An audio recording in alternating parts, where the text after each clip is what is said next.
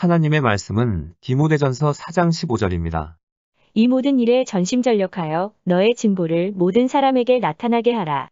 이 시간에는 성장하는 그리스도인이라는 제목으로 말씀을 묵상하겠습니다. 그리스도인이 성장을 멈추게 되면 가정, 직장, 사업장, 교회에서 걸림돌이 될 수 있습니다. 신앙 성장이 멈추게 되면 폐쇄적인 생활을 하게 되고 공동체보다는 자신만을 생각하는 이기심이 자라게 됩니다. 그러면 봉사에 참여하지도 않으면서 다른 사람에게 상처를 입히고 자신도 상처를 받게 됩니다. 성숙한 그리스도인이 가정, 직장, 사업장, 교회의 세상을 변화시킬 수 있습니다. 우리의 신앙이 성장하기 위해서는 하나님 앞에서 정직해야 합니다. 우리가 하나님 앞에서 정직해진다는 것은 자신이 하나님을 섬기는데 필요한 것을 갖고 있지 않다는 사실을 인정하는 것입니다. 이럴 때에 제대로 하나님을 섬길 수 있게 되고 영적으로 성장할 수 있게 됩니다. 그런데 우리는 하나님의 능력을 바라보고 의지하는 대신 자신의 약함과 실수만을 보고 의기소침하거나 낙심을 하는 경우가 있습니다. 그러므로 사단이 우리의 시선을 자신의 약함과 실수만을 보도록 할 때에 여기에 속지 말고 하나님을 바라봐야 합니다. 하나님을 바라보며 자신에게 맡겨진 사역에 최선을 다할 때 그 사역 때문에 하나님의 사람으로 성장하게 됩니다.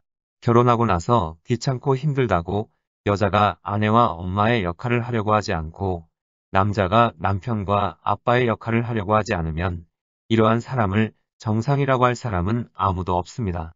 힘들고 귀찮더라도 아내가 아내의 역할을 감당하려고 할 때에 진정한 아내여 성숙한 여자가 되는 것이고 남편이 남편의 역할을 감당하려고 할 때에 진정한 남편이여 성숙한 남자가 되는 것입니다.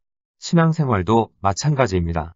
힘들어도 목회자가 목회자의 역할을 감당하려고 할 때에 진정한 목회자여 성숙한 그리스도인이 되는 것이고 힘들어도 장로가 장로의 역할을 감당하려고 할 때에 진정한 장로여 성숙한 그리스도인이 되는 것입니다.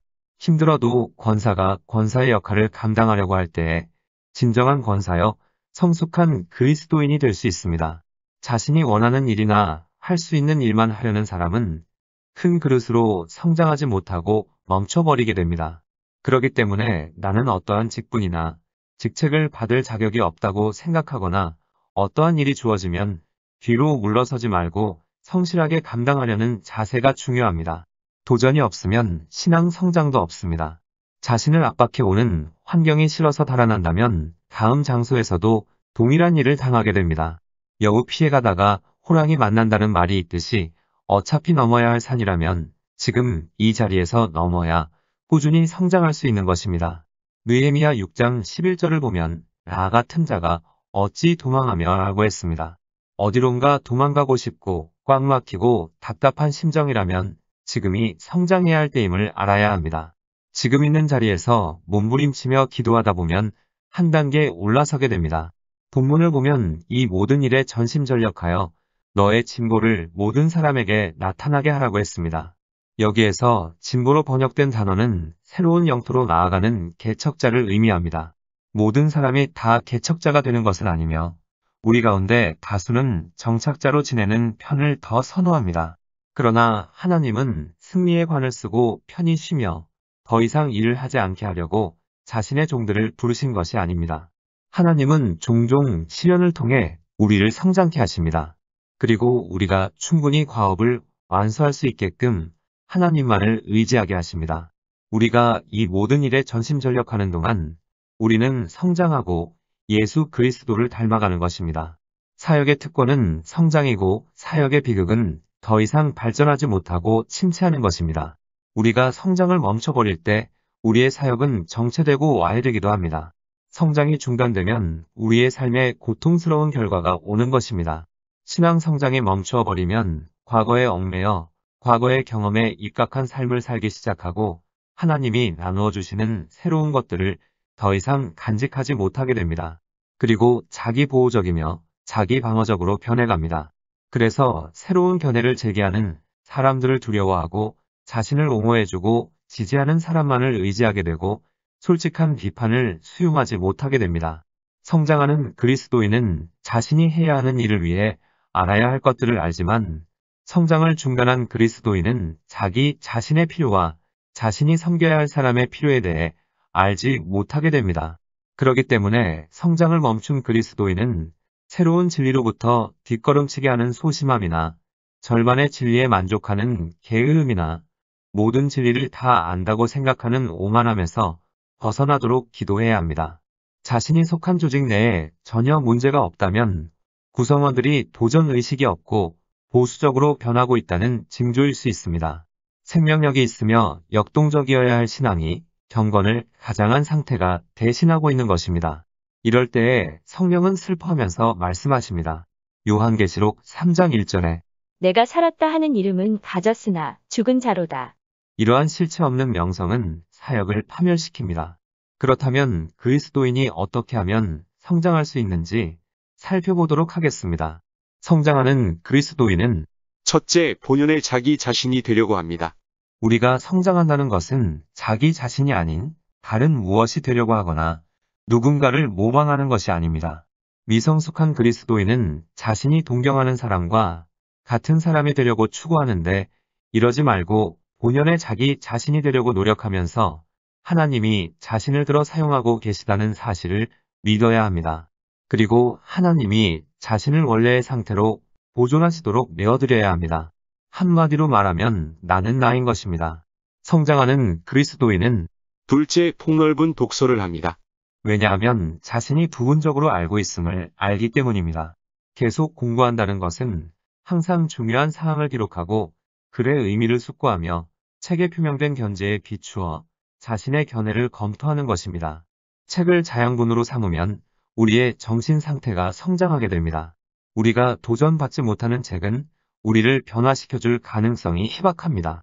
성장하는 그리스도인은 셋째, 정직하게 하나님을 위한 헌신적인 삶을 살려고 합니다.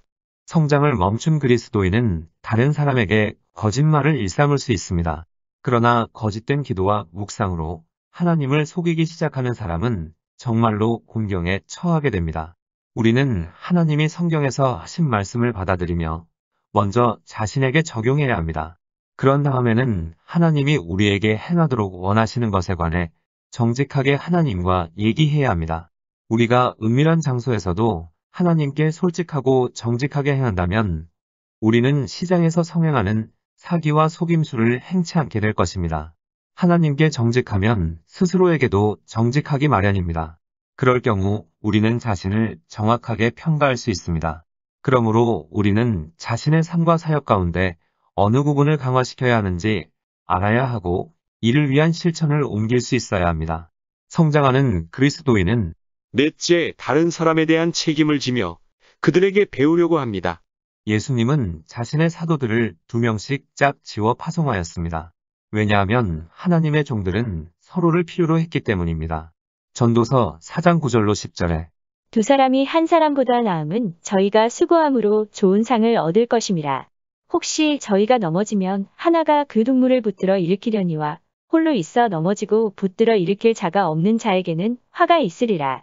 모든 사람에게 명령하지만 대답하는 사람이 아무도 없다면 그 사람은 입지가 좁을 수밖에 없습니다. 토마스 머튼은 수도사들에게 경고했는데 이는 수도사뿐만 아니라 그리스도인도 새겨들어야 할 말입니다. 세상에서 가장 위험한 사람은 그 누구의 지도도 받지 않는 사람이다. 그는 자기 자신의 비전을 신뢰한다. 그는 매력적인 자기 자신의 말만 따르지 다른 사람들의 말을 들으려 하지 않는다. 그는 하나님의 뜻을 자신이 확신하는 것과 동일시한다. 즉, 자신의 마음속에서 불타오르는 열정을 하나님의 뜻으로 착각한다. 그가 느끼는 것은 실상과 다르다. 그럼에도 이로 인해 그는 자신의 무오성을 확신하게 된다. 이런 사람은 전 도시나 종교체제 또는 국가까지도 파멸시킬 수 있다. 세상은 이들과 같은 몽상가가 남겨놓은 흉터로 뒤덮이게 된다. 솔로몬은 이렇게 말했습니다. 잠언 27장 17절에 철이 철을 날카롭게 하는 것 같이 사람이 그 친구의 얼굴을 빛나게 하느니라. 이 말씀의 의미는 사람은 누구나 혼자 살 수 없으며 그렇게 살아서도 안 된다는 것입니다.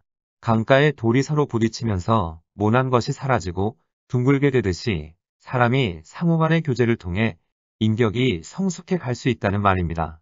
그러므로 성장하는 그리스도인은 자신의 생각을 북돋우며 자신의 견해에 도전하고 자신의 정신적, 영적 근육을 강화해주며 때로는 자신의 꿈과 계획을 좌절시키기도 하는 사람들을 배척하지 않습니다.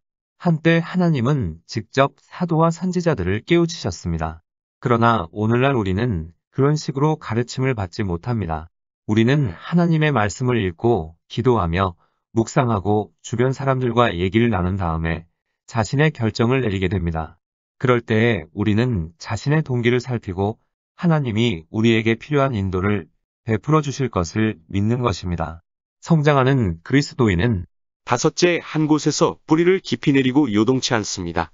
많은 그리스도인이 한 곳에서 자신의 뿌리를 깊이 내리고 성장할 수 있는 곳이라면 가능한 한 그곳에 오래 머무르려고 합니다. 물론 이것은 자신이 있는 곳에서 어떤 문제에 직면하든 간에 폭풍우를 맞이할 대비를 취하고 전심전력하며 믿음에 굳게 서는 것을 의미합니다. 사역 중에 직면하는 어려운 상황은 성장을 촉진하며 성장 과정이 계속되고 있음을 증거해 줍니다.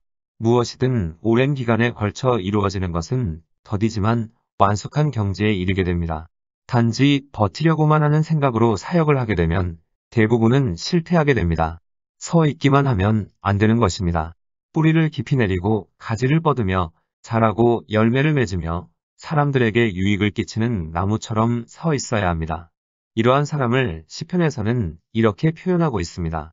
시편 1편 3절에 저는 시냇가에 심은 나무가 시절을 쫓아 과실을 맺으며 그 잎사귀가 마르지 아니함 같으니 그 행사가 다 형통하리로다. 시편 92편 12절로 15절에 의인은 종려나무같이 번성하며 레바논의 백향목같이 발육하리로다. 여호와의 집에 심겼으며 우리 하나님의 궁정에서 흥왕하리로다. 늙어도 결실하며 진액이 풍족하고 빛이 청청하여 여호와의 정직하심을 나타내리로다. 여호와는 나의 바위시라 그에게는 불의가 없도다. 그러므로 우리는 앞으로 계속해서 나아가며 성장해야 합니다. 본문을 보면 바울은 디모데에게 이렇게 말했습니다. 이 모든 일에 전심전력하여 너의 진보를 모든 사람에게 나타나게 하라. 경건한 그리스도인은 성경을 연구하며 묵상하고 기도하며 자신이 맡은 일을 위해 시간과 힘을 쏟을 수 있습니다. 우리 주변에서 바쁘게 살아가는 사람들은 우리가 당연한 것으로 여기기 쉬운 기회를 자신들도 누릴 수 있기를 원합니다. 성실한 사역에 따르는 특권 중 하나는 은혜와 영적 진리 가운데 성장하고 더욱더 예수님을 닮아가는 것입니다. 우리가 다른 사람을 부유케 하면 우리 스스로가 부유해집니다. 그리고 하나님이 영광을 받으십니다. 우리는 쉬운 삶을 위해 기도하기보다는 강한 사람이 되기를 기도해야 하고 자신의 능력에 맞는 임무를 맡겨달라고 기도하기보다는 자신이 맡은 일을 잘 감당해낼 수 있는 능력을 달라고 기도해야 합니다. 그래야 성장할 수 있습니다. 할 수 있는 사역만 한다면 성장할 수 있는 기회를 잃어버리는 것입니다. 우리는 다른 곳으로 이식되기를 구하기 전에 자신의 뿌리를 보다 깊이 내리려고 노력해야 합니다. 성장하는 것이 다른 곳으로 옮기는 것보다 더 쉽기 때문입니다. 기도하시겠습니다. 하나님 천국에 가는 그날까지 변화를 두려워하지 말고 매일매일 성장하여 장성한 분량에 이르게 하옵소서. 예수님의 이름으로 기도드립니다. 아멘. 하나님께서는 내 형편이 어떠하든 내 신분이 무엇이든 무슨 죄를 지었든 변함없이 나를 사랑하십니다.